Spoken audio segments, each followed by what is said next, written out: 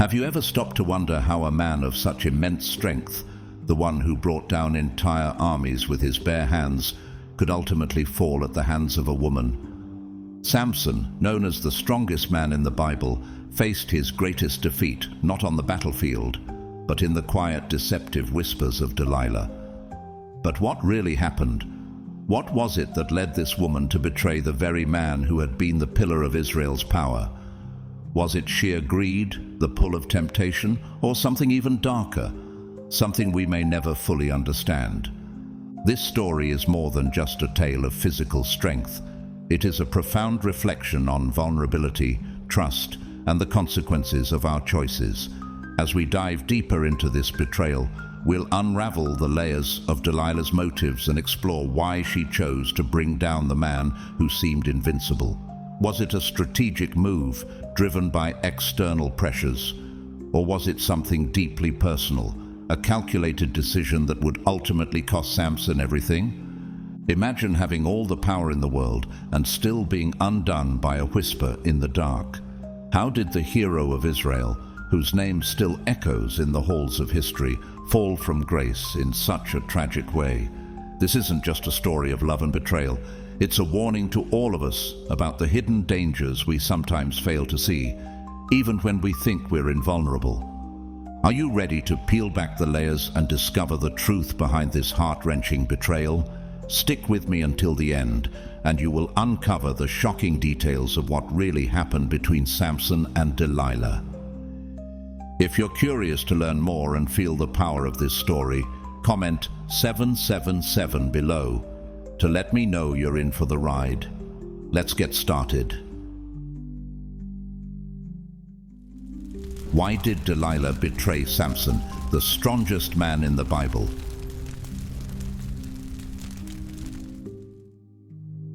Samson's story begins long before his birth, during a time of profound suffering and fervent prayer. His parents, Manoah and his wife, whose name remains unknown in the scriptures, carried the heavy sorrow of infertility.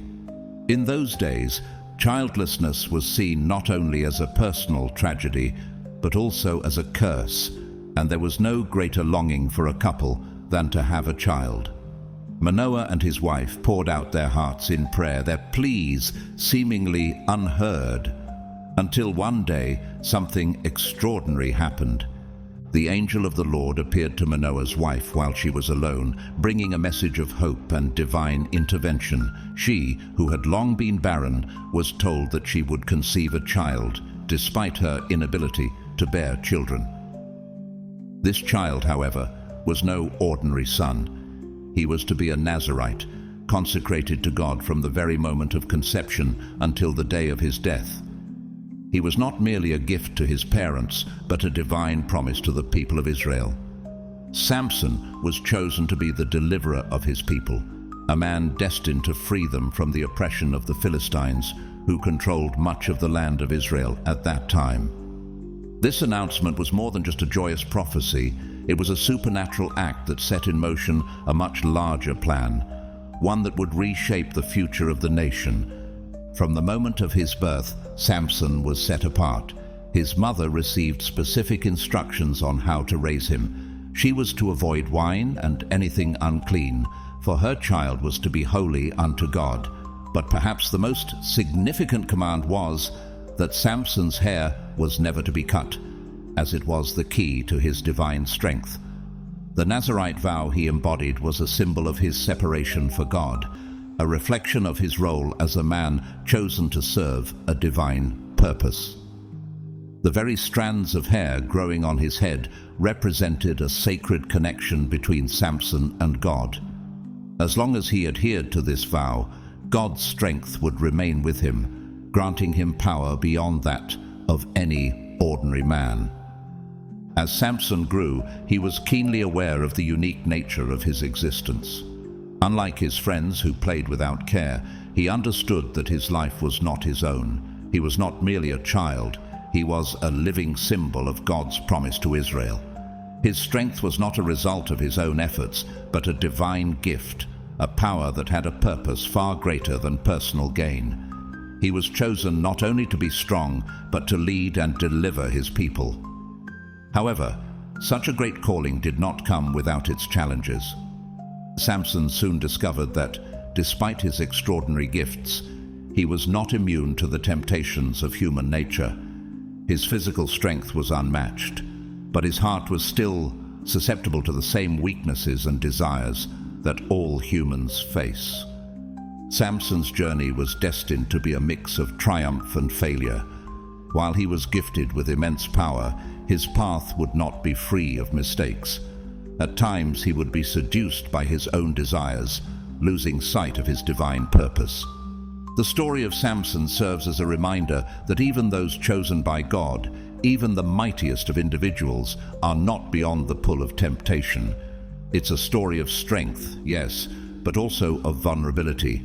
A tale of a man who was called to lead, but struggled with the very nature that made him human. How would he rise from his failures?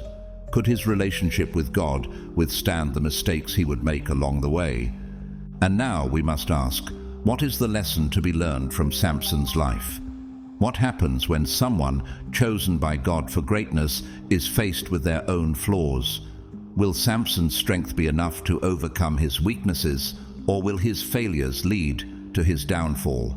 Only time will tell, but one thing is clear: his story is far from over. The first indication of Samson's inner turmoil surfaced in his choice of a Philistine wife, which deeply troubled his parents. They knew that such a union was against God's plan for him, and yet Samson was resolute.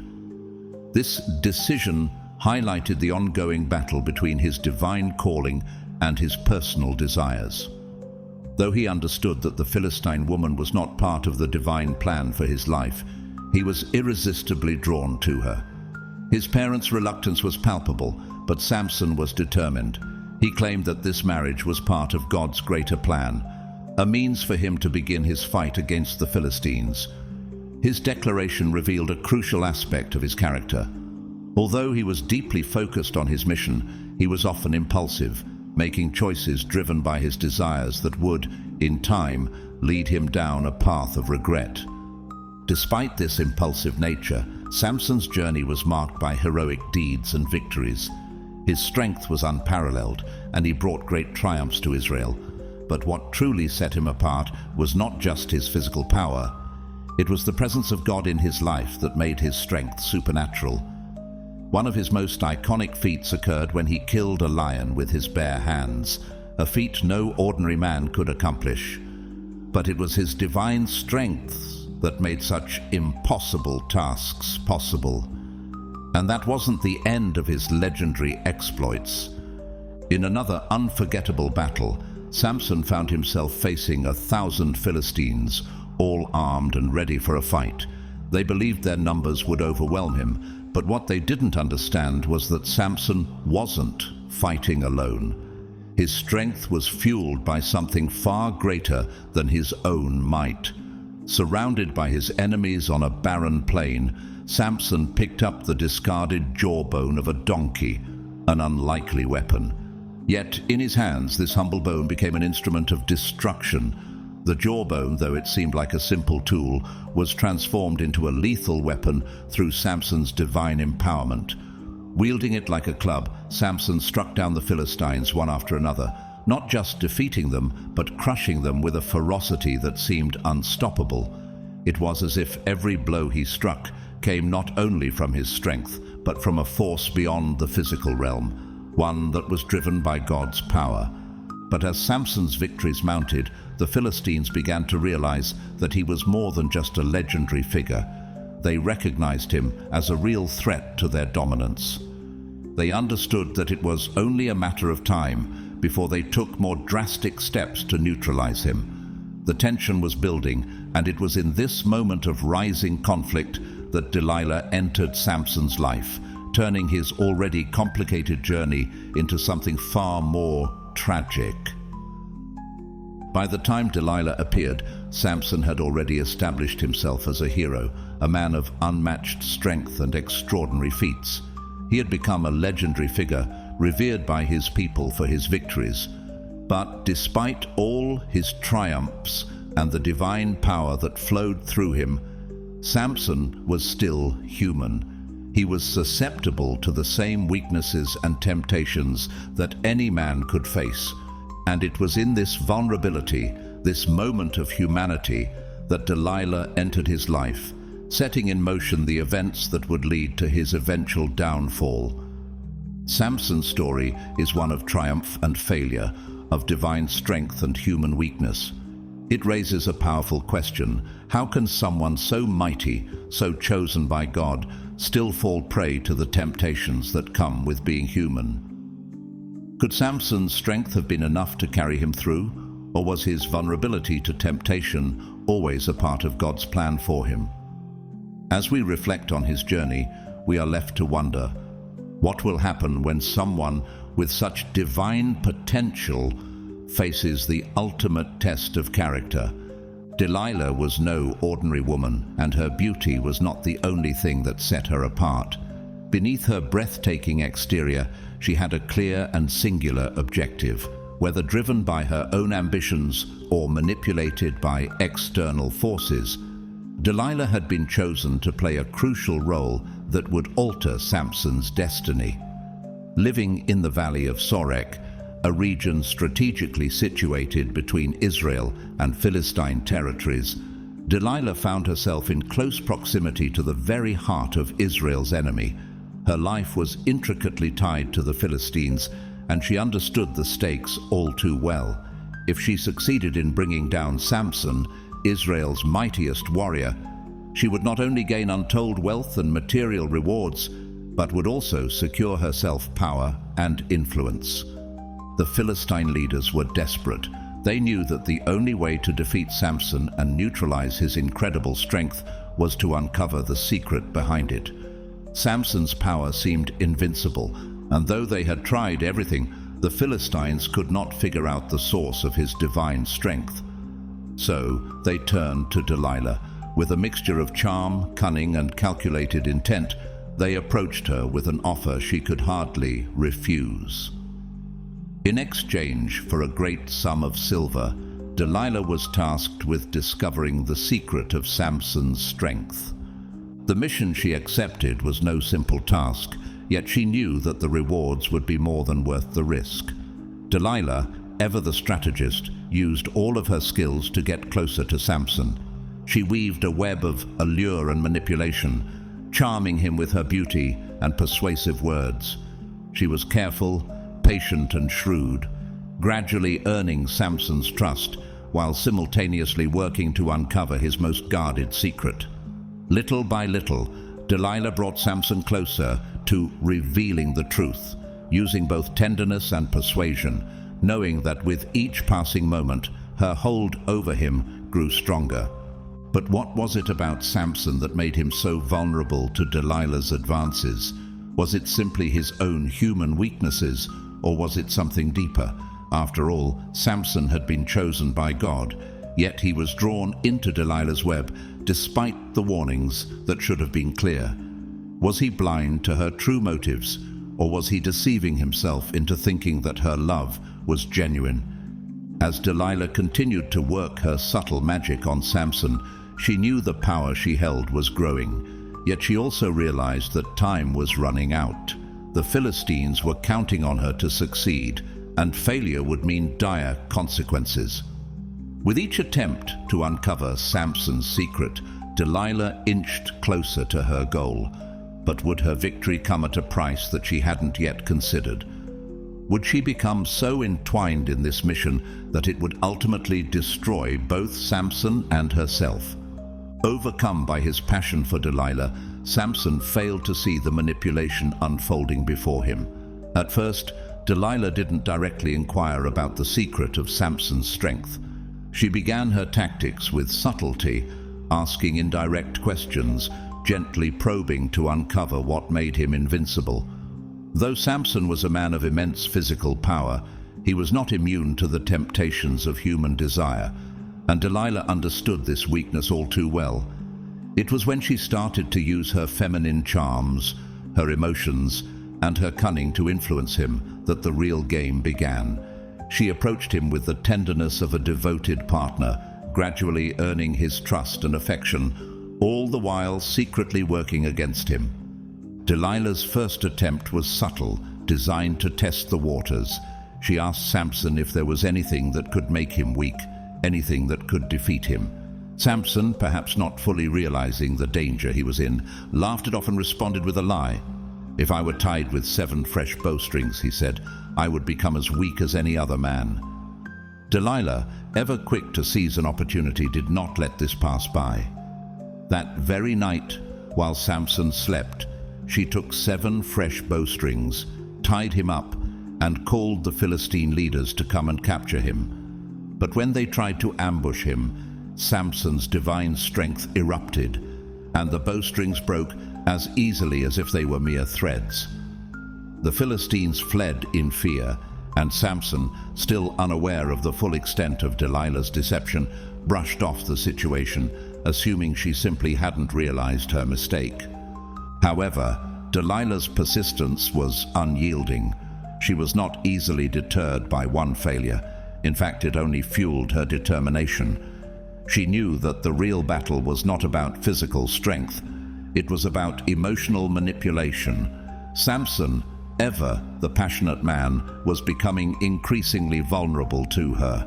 Delilah knew that her beauty and charm had worked their magic on him, but it was the psychological pressure she began to apply that slowly wore him down. Each night, Delilah's questions became more insistent, more urgent, and with every passing moment, she tightened her grip on Samson's heart. It wasn't long before Samson, the man who had never shared the secret of his strength with anyone, began to let his guard down. Delilah's emotional manipulation had worn him thin. What had once seemed like love was now entangled with lies and manipulation. Samson began to believe that his trust in Delilah could overcome any danger, and with each night he found himself inching closer to revealing the secret he had vowed to protect. Finally exhausted by her relentless probing and worn down by his own vulnerability, Samson gave in. "My strength comes from God," he confessed. "If my hair is cut, my strength will vanish, and I will be like any other man." These words, simple yet profound, marked the point of no return. Delilah, though she feigned surprise and concern, was already planning her next move. As soon as Samson fell into a deep sleep, she summoned a man to cut his hair, cutting off the very symbol of his covenant with God. In that moment, what had once seemed impossible, the loss of Samson's strength, became a reality. With his hair gone, Samson's divine power evaporated, and the hero, who had once torn apart lions and defeated entire armies, was reduced to a mere mortal. When Samson awoke, he felt no different at first. He had always awakened with a sense of invincibility, but today was different. He sensed something was wrong, though he couldn't quite place it. As he saw the Philistines advancing upon him, he instinctively tried to rise to his feet and fight, as he always had.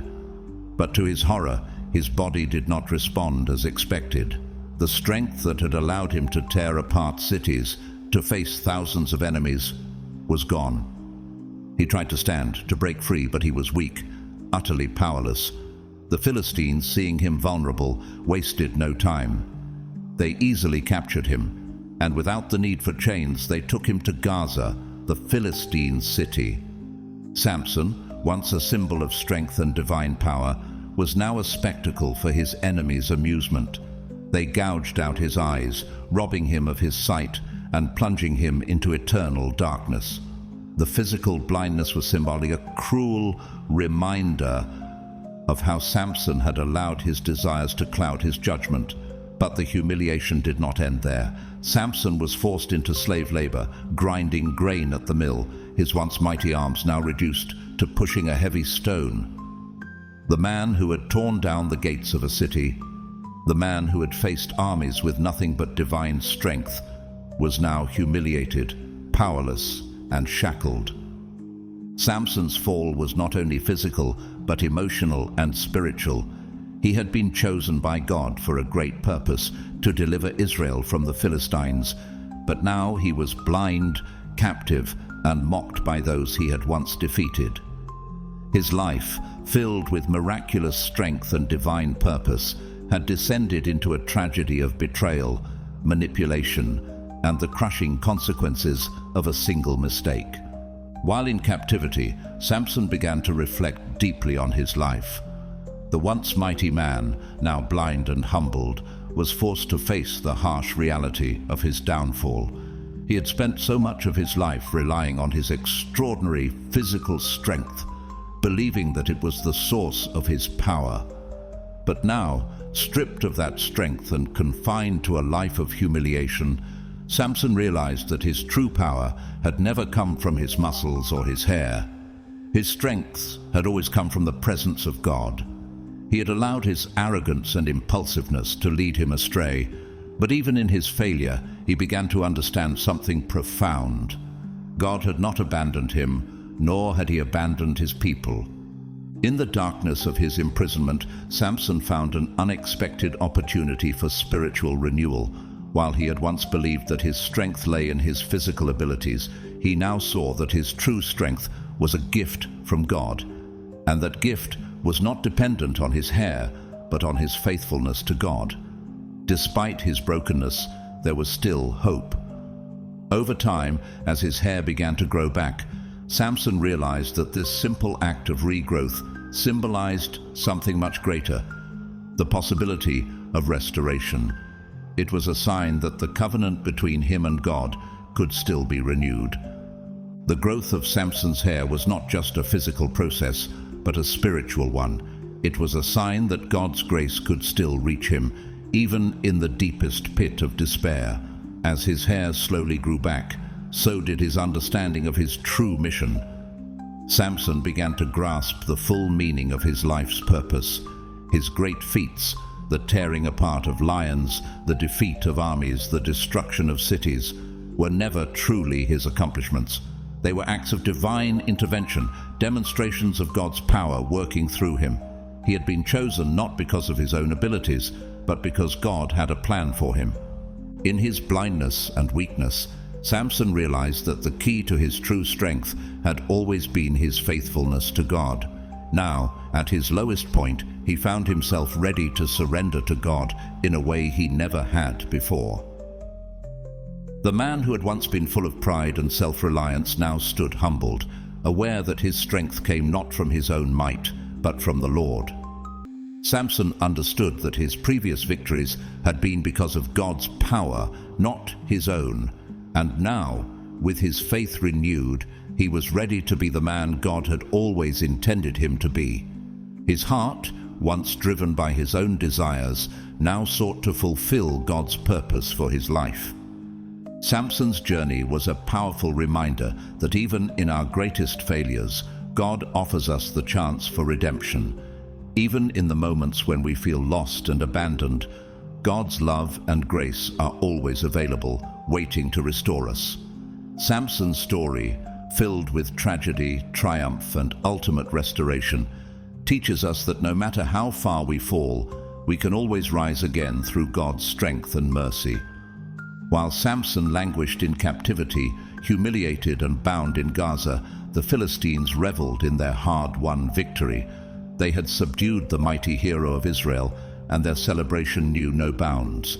In the grand temple of Dagon, their pagan god, the Philistines threw a massive festival, a public spectacle meant to showcase the downfall of their once feared adversary. The temple was packed with leaders, soldiers, and civilians, all united in joyous mockery. Their laughter filled the air, their toasts and dances resounding in triumph, as Samson's humiliation became the centerpiece of their victory. Shackled and blind, Samson was paraded before them, a living trophy of their conquest. Yet, despite his suffering, there was something about him, a presence that unsettled even his enemies. As he was led into the temple by a young servant, the crowd momentarily fell silent, their respect for him momentarily breaking through their mockery. Samson, though weakened and dishonored, stood in the midst of their celebration, and for a brief moment, even they couldn't deny the strength that still lingered within him. Positioned between the temple's two great pillars, Samson ran his fingers along the cold stone, feeling the imperfections and cracks within the columns. It was then that he remembered who he was and why he had been chosen. No longer did he feel the impulse for revenge or anger. This was a moment beyond personal suffering. It was a moment of divine purpose, one that would fulfill the reason he had been brought into this world. His eyes were closed, but his spirit was wide awake.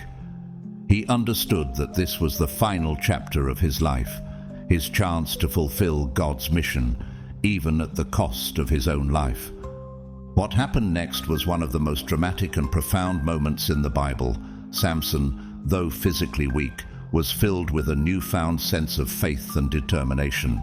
His prayer, unlike any he had spoken before, reflected a heart transformed by repentance. No longer relying on his own strength, he cried out to God, "Sovereign Lord, remember me. Please, God, strengthen me just once more." His words were not the arrogant demands of a man who had relied on his own power, but the humble plea of a man who now understood that his strength could only come from God. In this prayer, Samson acknowledged his mistakes and his dependence on divine grace. It was a plea for one final chance to fulfill God's will. As Samson gripped the pillars, his feet firm against the ground, he felt a surge of strength like never before. It was as if his broken, weak body was being filled with a supernatural force. The energy he thought he had lost was now coursing through him again, but this time it was not his own. It was a divine power. With all the strength he could muster, Samson pushed against the columns. At first they resisted, but then tiny cracks began to form. The ground beneath him started to tremble, and the mocking laughter of the Philistines faded into stunned silence as they sensed the change. The columns began to give way, and the temple, this monumental structure, shuddered. With one final, earth-shaking effort, Samson pushed with all his might. The columns cracked, and the temple, once a symbol of Philistine pride, began to collapse. The ground rumbled, and the air was filled with the deafening sound of destruction as the temple fell, crushing not only the Philistine leaders, but also thousands of soldiers and civilians who had gathered to celebrate. Samson's final act was one of ultimate sacrifice. It was not just an act of vengeance or a bid for glory, but a surrender of his life for the greater good of Israel. In his death, Samson fulfilled the very calling he had been chosen for, to deliver his people from the oppression of the Philistines. His sacrifice, though tragic, was the culmination of God's plan for him. In that moment, his life's purpose was fully realized, not in triumph, but in a sacrificial act of obedience and faith. Samson's final words and his ultimate act of strength remind us that even in our greatest weaknesses, God can use us for his purposes. His life, filled with moments of both divine power and human failure, stands as a testimony to the redemptive power of God's grace. Even when we fall, God can use our final moments to accomplish something greater than we could ever imagine. Samson's sacrifice was not in vain. It was the key to Israel's redemption. And as the dust settled over the ruins of the temple, one could not help but reflect on the profound truth. Sometimes it is in our deepest moments of loss that we find the strength to fulfill our divine purpose.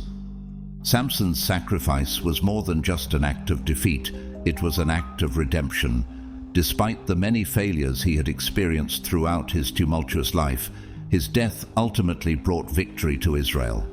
By giving his life to bring down the Philistines, Samson fulfilled his final mission, his death transforming into the triumph of his people.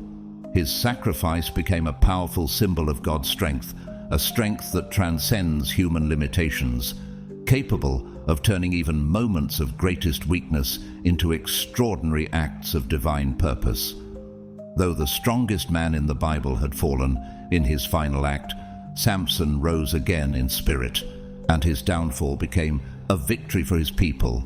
After Samson's death, Israel was able to experience a brief respite from the oppression of the Philistines. But the true legacy of Samson was not simply in the battles he fought or the victories he achieved. What endured was the lesson his life imparted, that God's strength is far greater than any human might, and a man's true power does not lie in his physical ability, but in his faithfulness to the divine purpose. Samson's life, full of both monumental triumphs and painful failures, reminds us that true power comes not from self-reliance, but from recognizing the sovereignty of God in our lives. Through both his failures and his triumphs, Samson became a symbol of the fragile nature of human strength. His life demonstrated that even the mightiest man can be susceptible to temptation, and that even in moments of apparent defeat, God's will can still be fulfilled. But his story was not just about his own struggles. It was also about the profound influence of those around him, particularly Delilah. The woman who ultimately betrayed him played a pivotal role in his downfall, and her actions are a reminder of how human weaknesses can be manipulated for destructive purposes. Delilah, with her beauty and cunning, stands out as one of the most controversial figures in the Bible. Though she lacked Samson's physical strength, she possessed a different kind of power, the ability to manipulate his emotional vulnerabilities. Her role in Samson's demise is one of the greatest acts of deception in Scripture, and her betrayal of Israel's hero is often viewed with scorn. Yet, her character is not so easily dismissed. Unlike other enemies Samson faced, Delilah did not present herself as a direct adversary. Instead, she posed as a trusted confidant, a woman eager to please. This deception made her betrayal all the more devastating, as she played on Samson's love for her, leading him to believe that she was worthy of his trust. Her motivations are complex, and though the Bible does not offer a clear explanation, it is evident that Delilah's actions were influenced by external pressures. Perhaps it was the promise of wealth and power that enticed her, or maybe it was fear of the consequences she might face if she refused to help the Philistines who surrounded her. Whatever her reasons, Delilah's manipulative nature was clear. She did not care about the destruction her actions would bring upon Samson or his people. She used his affection as a tool to achieve her own goals, ultimately revealing the secret that would lead to his downfall. But Delilah's story is not just one of betrayal, it is a story of temptation. She represents the subtle, insidious forces that lead people astray, not through force or coercion, but through emotional manipulation. She didn't appear as an outright enemy, but as a friend, someone who Samson believed he could trust. This subtle manipulation was the key to her success. Delilah knew Samson trusted her, and she used that trust to bring about his ruin. Yet, in the end, it was this very manipulation that led to her own downfall.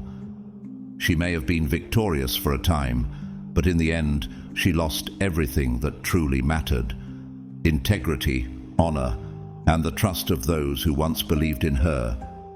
Delilah's fate after Samson's death remains unknown, with no further records of her life in the Bible, but her role in Samson's story is undeniable. She became an enduring symbol of how human motivations can be fraught with complexity and ambiguity. Her betrayal, though monumental, was not just a reflection of her malice, but a manifestation of her own vulnerabilities and desires. In this, Delilah's story mirrors Samson's. Both were driven by their own weaknesses, yet both played crucial roles in a greater divine plan. The story of Samson and Delilah ultimately teaches us about the consequences of our choices. Samson's decision to reveal the secret of his strength led not only to his personal downfall, but to the suffering of his people. Likewise, Delilah's choice to betray Samson for personal gain ultimately led her to lose everything of true value. Their stories remind us that even the greatest heroes and the most seemingly innocent individuals are vulnerable to temptation and deceit. The power to make choices, to either surrender to divine will or act out of selfishness, is what shapes our lives and our legacies. And in the end, the story of Samson and Delilah challenges us all. Where does our true strength lie? Is it in our own abilities, our own desires, or is it in trusting in God's plan, even when it leads us down difficult paths? Samson's life was a journey of redemption, reminding us that no matter how far we fall, God can still use us for His greater purpose, if we have the faith to trust in Him, even in our weakest moments. Samson's life, filled with both triumph and tragedy, teaches us profound lessons about the choices we make, their consequences, and the incredible impact they have, not just on our own lives, but on the lives of others. His story is not just about physical might or military victories. It's about redemption, sacrifice, and fulfilling a divine calling. Despite his numerous failures and weaknesses, Samson was chosen by God to deliver Israel from the oppression of the Philistines. His tragic life only magnifies the greatness of his mission, and it is through his ultimate sacrifice that we see the depth of God's plan unfold. Samson's greatest act of strength was not in the numerous battles he fought or in the physical feats that made him a living legend. His greatest moment of strength came in the very end, in his self-sacrifice. When Samson chose to give his life by bringing down the temple of Dagon, he achieved the ultimate victory, not just for himself, but for his people. It wasn't the strength of his muscles or his hair that made him strong in that moment, but his surrender to God's will. Samson's death was his final submission to the divine purpose for which he had been chosen, and in this tragic end, he fulfilled the role of Israel's deliverer once and for all. The journey leading to this moment was one of immense growth and painful reflection. After his downfall, blinded and bound, Samson realized that the strength he once relied on was not his own. In his darkest hour, he recognized that true strength came from faithfulness to God, not from his physical abilities. His prayer in the Temple of Dagon reflected this transformation. Samson's prayer was not a desperate cry for personal glory or victory, but a plea for strength to fulfill his God-given purpose. He asked God to strengthen him just once more, not for revenge, but to accomplish the mission that had always been the true purpose of his life.